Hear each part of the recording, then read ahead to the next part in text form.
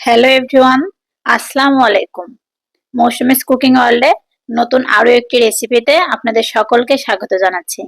আমার আজকের রেসিপিতে থাকছে সম্পূর্ণই রেস্টুরেন্ট স্টাইলের চিকেন স্যুপের রেসিপি। তো এখন কিন্তু ম্যাক্সিমাম মানুষেরই জ্বর, ঠান্ডা, কাশি লেগেই আছে। তো তাদের জন্য আমার এই রেসিপিটা একদমই পারফেক্ট হবে। তো চলুন বন্ধুরা, শুরু করা যাক আমার আজকের রেসিপি।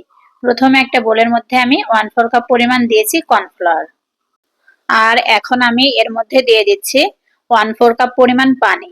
পানির পরিমাণটা সামান্য কম বেশি হলেও কিন্তু সমস্যা নেই। এরপর এই বোলটাকে আমি সাইডে রেখে অন্য একটা বোলের মধ্যে একটা ডিম ফেটিয়ে নেব। তো এভাবে করে আমি ডিমটাকে ফেটিয়ে নিচ্ছি। এখন আমি এগুলোকে একটা সাইডে রেখে দিচ্ছি আর চলে যাচ্ছি মূল রেসিপিতে।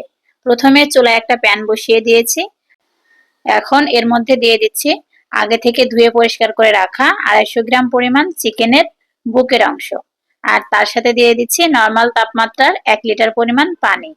এখন এর মধ্যে দিয়ে দেব কিছুটা পরিমাণ গাজর কুচি। তার সাথে দিয়ে দিচ্ছি 1 চা চামচ পরিমাণ রসুন বাটা। আর দিয়ে দিচ্ছি 1 চা চামচ পরিমাণ আদা বাটা। তার সাথে দিয়ে দিচ্ছি 1 চা চামচ পরিমাণ গোলমরিচের গুঁড়া আর সামান্য পরিমাণ রান্নার তেল। রান্নার তেলটা এই ধরেন 1/3 কাপেরও একটু কম হবে আর কি।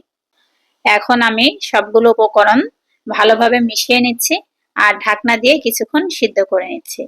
এই ধরেন চিকেনটা সিদ্ধ হতে যতক্ষণ সময় লাগে অতটুকু পরিমাণে আমি এখানে সিদ্ধ করে নেব।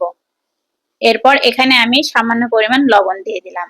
লবণটা আপনারা অবশ্যই একটু চেক করে দিবেন, কারণ এখানে অনেকগুলো সসেজ ব্যবহার করার কারণে লবণের পরিমাণটা কিন্তু একটু কম লাগবে।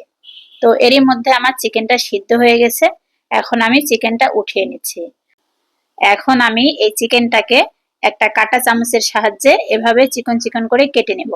আপনারা চাইলে কিন্তু হাত দিয়েও এভাবে করে কেটে নিতে পারেন।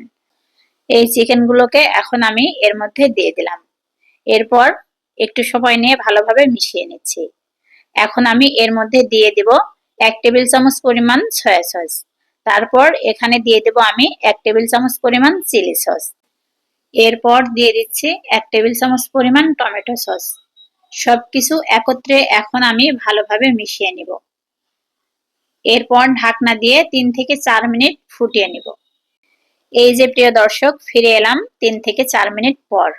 এখন আমি হালকা নেড়ে চেড়ে এর ভিতরে আগে থেকে মিক্স করে রাখা যে কর্নফ্লাওয়ারটা ছিল সেটা এর ভিতরে দিয়ে দিচ্ছি। আমি কিন্তু 1 থেকে 2 বারে কর্নফ্লাওয়ারটা মিশিয়ে নিচ্ছি। একবারে মেশালে স্যুপের ঘনত্বটা কিন্তু পারফেক্ট হয় না। এরপর আমি দিয়ে দিচ্ছি আগে থেকে ফেটিয়ে রাখা ডিমটা। ডিমটাও কিন্তু অল্প অল্প করে মেশাতে হবে আর অনবরত নাড়তে হবে। তা না হলে কিন্তু ডিমটা দলা বেঁধে যাবে। এভাবে কিন্তু স্যুপের মধ্যে সৌন্দর্যটা ফুটবে না। তো যাই হোক, ডিমটা কিন্তু এখানে আমি এভাবে করে মিশিয়ে নিয়েছি আর অনবরত আমি নাড়তেই আছি। তো যাই হোক, এখন আমি এখানে দিয়ে দিচ্ছি 1 চা চামচ পরিমাণ টেস্টিং সল্ট। টেস্টিং সল্ট দেওয়ার কারণে স্যুপের ভিতর থেকে কিন্তু আলাদা ধরনের একটা স্মেল পাওয়া যায়। আর সবশেষ কিন্তু স্যুপটা আমার অলরেডি কমপ্লিট। এখন আমি জাস্ট ঘনত্বটা দেখে নিচ্ছিলাম। আপনারা যদি স্যুপের ঘনত্বটা এর থেকে বেশি গাঢ় করতে চান তাহলে কিন্তু জালটা আরেকটু বাড়িয়ে দিলেই হয়ে যাবে। তো এখন আমি চুলার জালটা অফ করে এর মধ্যে দিয়ে দিলাম লেমন গ্রাস আর দিয়ে দিচ্ছি সামান্য পরিমাণ লেবুর রস। এই দুইটা জিনিস অবশ্যই কিন্তু আপনারা চুলার জালটা অফ করেই মেশাবেন, তাহলে স্যুপের ভিতর থেকে সুন্দর একটা স্মেল পাওয়া যায়। আর এই হলো আমার চিকেন স্যুপের ফাইনাল লুক। আমি চেষ্টা করেছি সম্পূর্ণ রেস্টুরেন্ট স্টাইলের এবং যতটা সম্ভব সহজে তৈরি করা যায় সেটার রেসিপি আজকে আমি আপনাদের মাঝে শেয়ার করেছি। যারা দীর্ঘদিন যাবৎ জ্বরে ভুগছেন, ঠান্ডা, কাশি, মুখে একদমই রুচি নাই, তাদের জন্য আমার আজকের এই রেসিপিটা হতে পারে পারফেক্ট রেসিপি। আর বাচ্চারাও কিন্তু এই স্যুপটা খেতে ভীষণই পছন্দ করে। তো সবাই ভালো থাকবেন, সুস্থ থাকবেন। আল্লাহ হাফেজ।